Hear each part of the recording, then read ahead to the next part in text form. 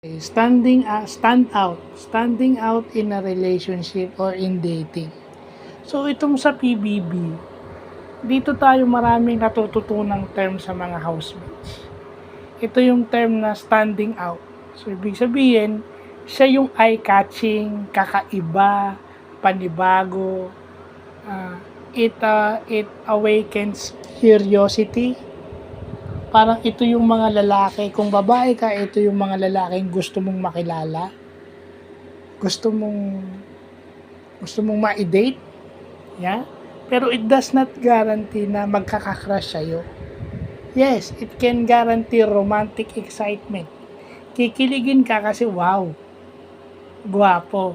So yung mga patawa-tawa, yung mga pag tinanong, tumatawa yung ganyan, kinikilig, it might be a sign of a guy just stand out. So, ibig sabihin, sa isang babae o sa isang lalaki, o sige, babae na lang, sa isang babae, sa dami ng lalaking pumuporma at nanliligaw sa kanya, may nag-i-stand out.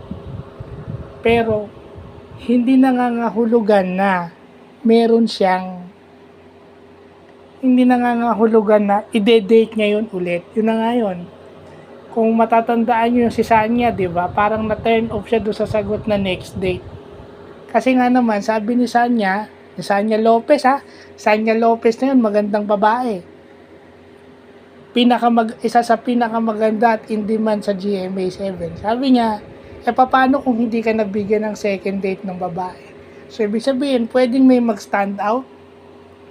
Physically, na-attract yung babae sa'yo. But it's too early. No? Kadalasan kasing comment ng mga babaeng may wall, yung mga babae kasi pag gagaling sa past relationships at nasaktan ng todo, sasabihin nila it's too early. At may mga babae naman na hindi pa nagkaka-boyfriend, pero syempre nag-iingat. So eto maaring si Bianca nag-i-stand out sa kanya si Dustin.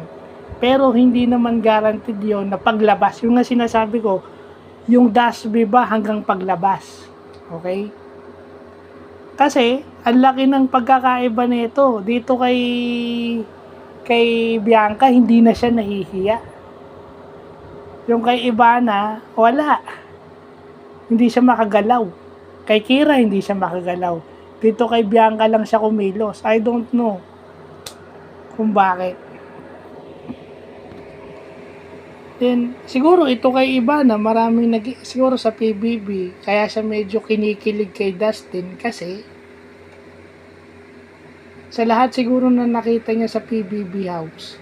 Tingnan niyo yung description niya kay Dustin, matalino, masipag, di ba, gwapo. Ano yun kumbaga yun yung comment na nag-i-stand out yung isang lalaki. Pero it will not guarantee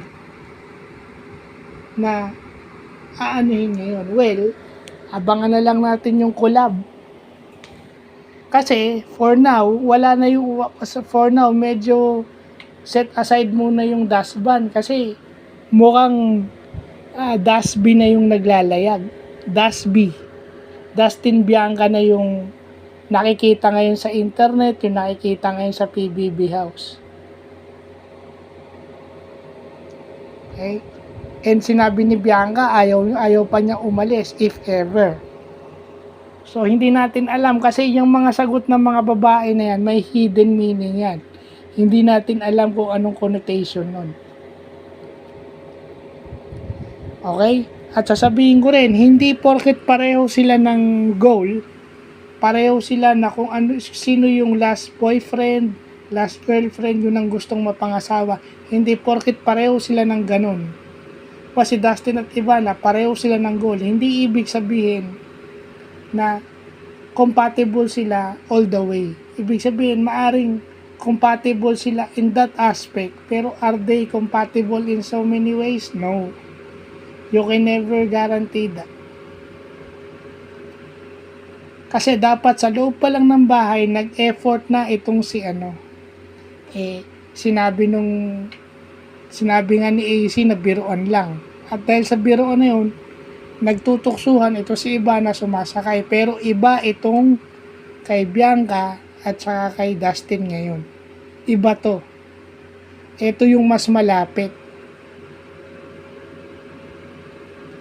So hindi ko lang alam kung hindi ko lang alam kasi si Will nagseselos. Hindi natin alam. Kasi nakita mo, umupo siya sa tabi ni Will and then si Will tinawag kaya umalis. So hindi natin alam anong gustong sabihin ni Bianca kay Will. Gusto na ba niyang i-close kasi may nararamdaman na siya kay Dustin? Or gusto niyang isabihin kay Will na I cared for you. Nasaktan ako dahil hindi mo man lang na-reciprocate yun. So, yun lang po.